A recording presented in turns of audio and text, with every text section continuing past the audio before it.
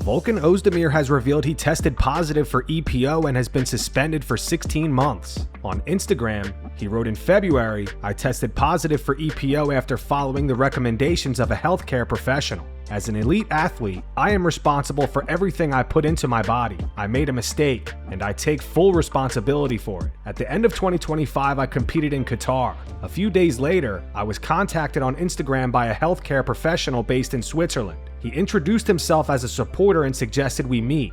During our first meeting, he told me about his connections with influential people, investment opportunities in one of the Gulf states, and potential prospects for my career after retirement from sport. He also mentioned the possibility of patronage. I was 36 years old and thinking about life after my sporting career, so I was interested. I was recovering from ankle surgery. The healthcare professional and I met again. The conversation shifted. He no longer talked about business, but about my recovery. He presented me with a plan that, according to him, would get me back to peak physical condition within 2 months. He showed me a substance that he described as safe and undetectable. He had prepared a vial of EPO. He told me not to tell anyone about it. I complied. I gave myself the first injection that same evening. That was my decision, and it was the biggest mistake of my life. 3 days later, the Combat Sports anti-doping team came to my home to conduct an anti-doping test. On March 5th, I was informed that my test had come back positive. In that moment, the illusion was shattered, and my reality changed. But in a way, it was also a relief.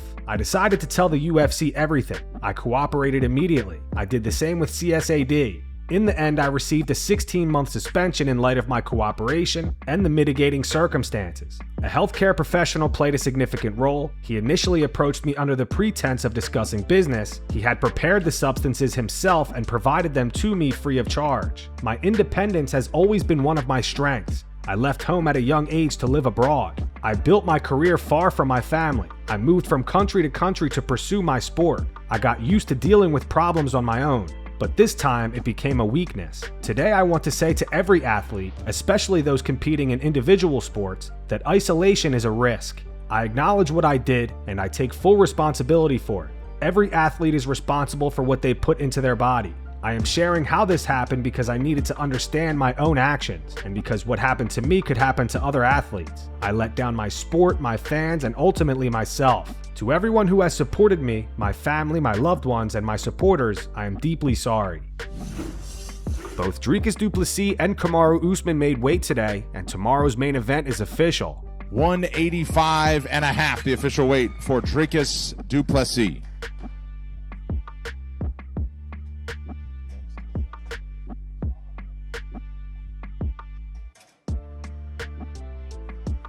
£186, the official weight for Kamaru Usman.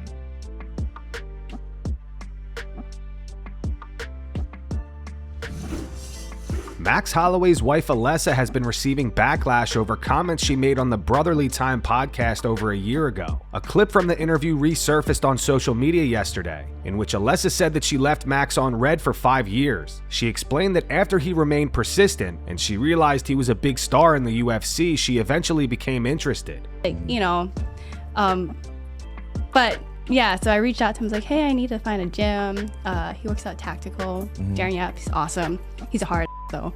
Yeah. But he sent me that direction. He's like, hey, like we should hang out. And I already knew where this was going. I was like, damn, I think I fell for the trap. Whoa. Like, I think he was doing this for 5 years now. Like, he would come to my birthdays. Persistent. Oh, he would tell you, what's the saying, love? Consistency. No, he's like, I'm just. And he says, I'm planting the seed. You can ask one of my friends, Michael Nakagawa, Brandon Martin, or our friends that know each other. But I'd always be like, right to her as like one of her stories. You know what I mean? And she leave me on red. I was like, well, she left me on red. She let me see song. He was very persistent. Not even read them. Would have given me no hope. Like, man.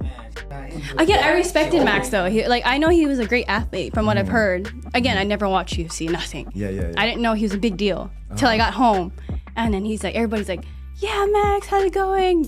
Can I get a picture? Blah blah. I'm like, oh, shoot.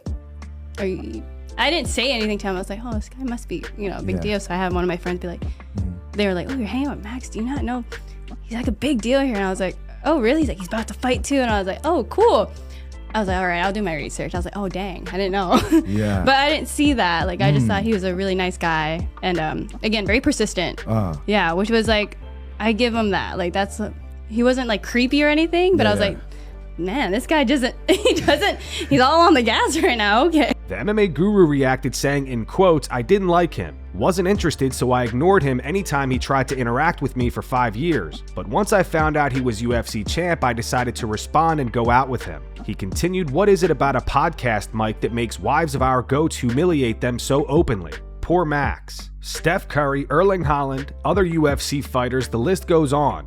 These things can be true. It would still be a red flag. But what's the deal with needing to go further and openly humiliate them to the world the second you get the chance on a podcast? What's the payoff?" Charles Jourdain reacted saying, "Humiliation at its peak. UFC superfan says the wives of sports legends getting ready to go on a podcast to completely embarrass their husbands for no reason at all. This user writes, why would she even say this on a podcast? Damn." And translation, she didn't want him until she realized he was famous. It is what it is. What do you guys think about this situation? Do you see a problem with what Alessa said or no big deal? Drop your opinions in the comments.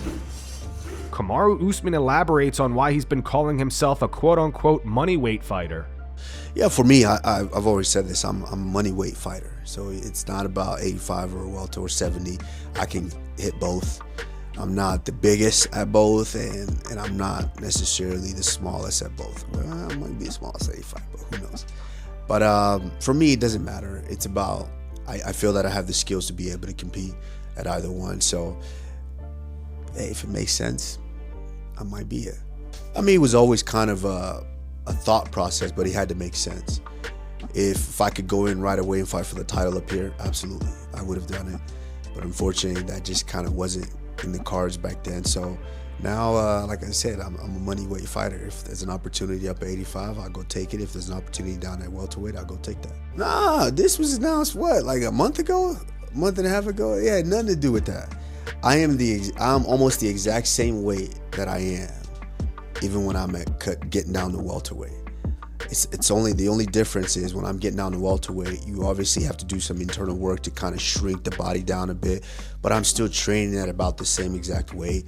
I'm not the biggest guy here, but at the end of the day, you know, being a true gladiator and a true warrior, you don't go outside with a scale and say, oh, I'm not gonna fight you for a step on the scale. No, I'm a Moneyweight fighter now. Kamaru Usman says that if he defeats Dricus du Plessis tomorrow, he'd like his next fight to be either Sean Strickland for the middleweight title or Islam Makhachev for the welterweight title. Usman has previously faced Strickland, earning a unanimous decision victory over him back in 2017. Speaking to media, Usman said, Sean Strickland, I mean, that makes sense. That's pretty easy. It's either Strickland or Islam. If Islam is still the champion, which I assume he will be, I wouldn't say easier. I think it just fit. It just made sense. I obviously wanted the Islam fight. We talked about that and I thought that was going to be next, but unfortunately, in these things like this, the company kind of has a say, a big say in this, and they felt this was an opportunity. Obviously, I've been up here before and fought the former champion, and so this one just made sense at the time. But it's definitely not easy. I wouldn't say easier. With respect to some of these guys now at the top, I mean guys like Jared Cannonier, guys like Nasruddin Imavov, Caio Bahayo, all these guys, RoboCop, all these guys are extremely tough. Just like Prates and Morales, all these guys at 170. Hey, it is what it is. Jon Jones sat down for an interview with Ring Magazine yesterday. Jones said that he's leaving the door open for a return to the UFC and also predicted that Ciryl Gane will defeat Tom Aspinall. When it comes to me actually fighting anyone, I just keep the door open. I'm still in the UFC's drug testing pool. I'm sorry, the door is open. Like I said, I'm still in that drug testing pool. I'm just allowing time to fly by focusing on somebody else. And if I feel like, you know, John, if I get that calling, maybe from like the higher powers, just kind of that tugging, then I'm gonna have to answer that call. But right now, I feel like I'm in the right place, which is serving someone else. I think Gane's gonna win. I believe Gane's gonna win. I mean, when you become the champion and you beat a man like Alex Pereira, it has to do something for your confidence. And even in Gane's first fight with Tom Aspinall, you know, Tom was looking pretty invincible until Ciryl Gane. Most people feel like Gane was winning that fight. And so I feel like Gane's confidence has to be at an all-time high.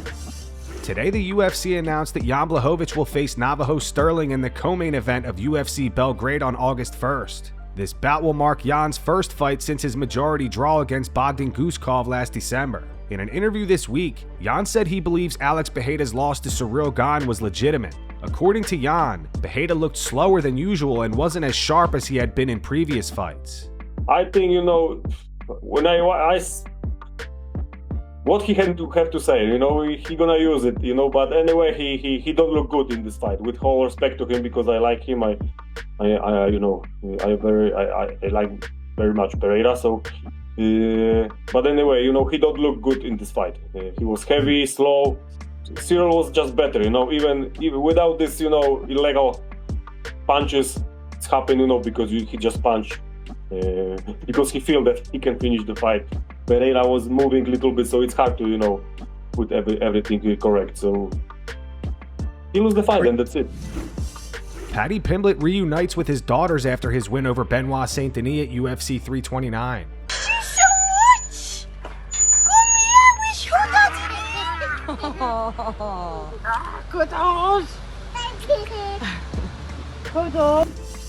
Sean O'Malley breaks down how Paddy Pimblett submitted Benoit Saint Denis. So guys, just sugar them out of here. I'm gonna show you how I f***ing choked Benoit Saint Denis. He f***ing thought he could run in and f***ing crack me, but he couldn't. He shot. First thing I did, I grabbed him in the f***ing guillotine. My elbow, I f***ing torqued it, but he rolled out nicely. But I f***ing trapped his arm here. I trapped his f***ing arm here. I put him in a dot. I got that right there. I put my f***ing nutsack on the back of his f***ing head, and I f***ing squeezed, mate. Good night, lad. Conor McGregor has responded to speculation that he's back on drugs following his injury and loss to Max Holloway. The speculation began after McGregor posted a video to his Instagram a few days ago reflecting on the defeat, with many fans claiming he was acting strangely. This user replied to Conor saying, "You on the drugs again, bud?" Conor responded, "I have not and will not take any mind-altering substances. I feel if the fight had went any different, favorably or otherwise, even if the fight got to take place at least, I may have cracked the seal on this and ended back in the cycle. However, it went the way it went, and I am awaiting my surgery and planning my recovery, so zero mind-altering substances have entered my body whatsoever. More time under extreme discipline is required, and that is it. I find extreme discipline most enjoyable anyway, so happy days." Conor says his next fight has to be against Max Holloway. Conor replied to this post saying, "Would you like your last fight to be versus Chandler or Poirier? If not, is there anyone else?" Conor replied, "It has to be Holloway." And that's gonna wrap it up for today's video. If you enjoyed, make sure to hit the like button, subscribe to the channel, and turn on notifications so you never miss an upload. Here are the 3 top comments from last video. The first one's in reference to Conor McGregor meeting a fan by the name of Noah in Saudi Arabia. It's from Romeo's06. It says, "How's Noah?" The second one's from the Ivan Milky. It says the pause when he said his name was Noah. And the final one's from 06 Mr. Self-Destruct. It's in reference to Khamzat Chimaev saying that Sean Strickland is still running from him. It says Khamzat became a Category 5 clinger. If you want to be featured in our next video, all you have to do is drop a comment down below. And as always, thanks for watching.